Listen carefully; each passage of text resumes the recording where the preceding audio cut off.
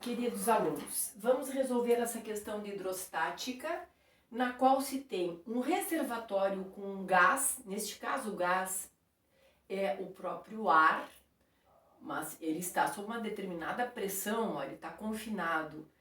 E nós temos quem está sustentando então este gás, além dessas paredes, são essas colunas aqui, ó, o benzeno, a água e o mercúrio, esses líquidos. Então nós temos o mercúrio, acima nós temos 10 centímetros de água e acima 10 centímetros de benzeno.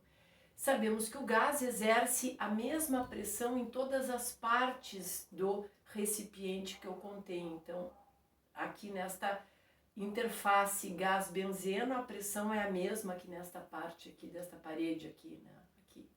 Bueno, e a gente sabe que tem aqui embaixo mercúrio e desde a base desse recipiente até o topo desta coluna de mercúrio tem 0,3 metros ou 30 centímetros e está aberto para a atmosfera e se sabe que a pressão atmosférica é 765 milímetros de mercúrio neste caso, deste exemplo. Está um pouquinho acima de um atm.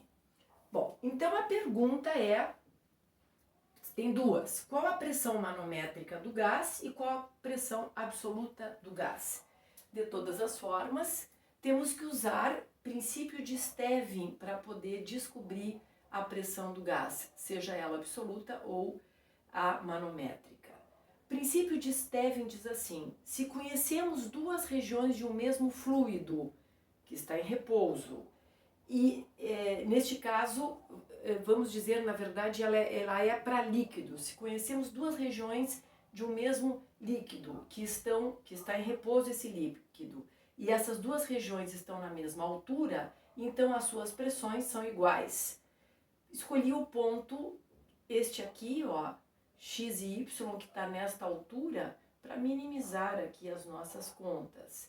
Então, a pressão de x é igual à pressão de y, mercúrio, mercúrio. Aí perguntamos, a que se deve a pressão no ponto x? A tudo que está acima dele.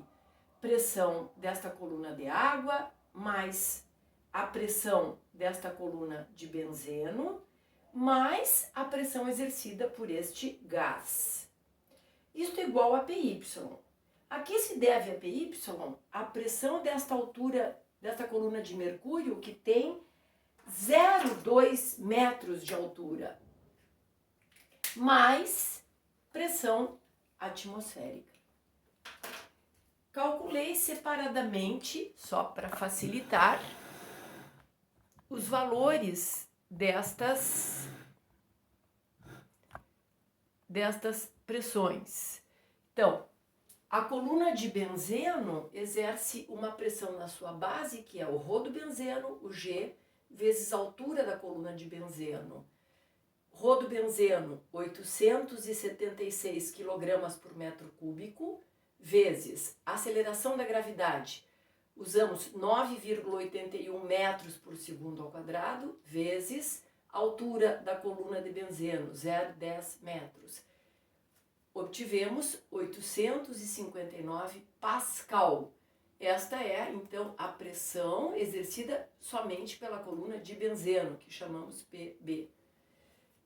Depois, pressão exercida pela coluna de água, ρ da água, G, H da água. Substituindo os valores, obtivemos 981 Pascal. Esta é a pressão devido à coluna de água, que chamamos PA. Depois, calculamos qual a pressão exercida pela coluna de mercúrio, que tem só 20 centímetros de altura, como tínhamos mostrado anteriormente.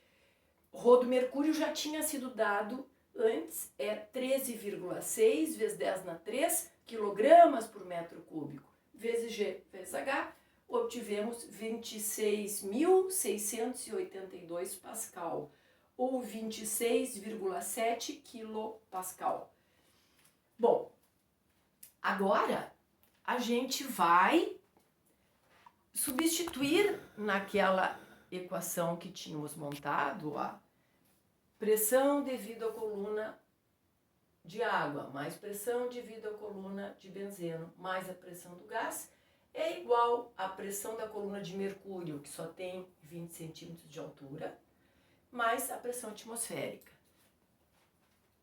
E isolando a pressão atmosférica desta relação aí, nós ficamos que a pressão do gás, essa é a pressão absoluta, é igual à pressão atmosférica mais a pressão da coluna de mercúrio de 20 centímetros, menos a pressão da coluna de água, menos a pressão exercida pela coluna de benzeno.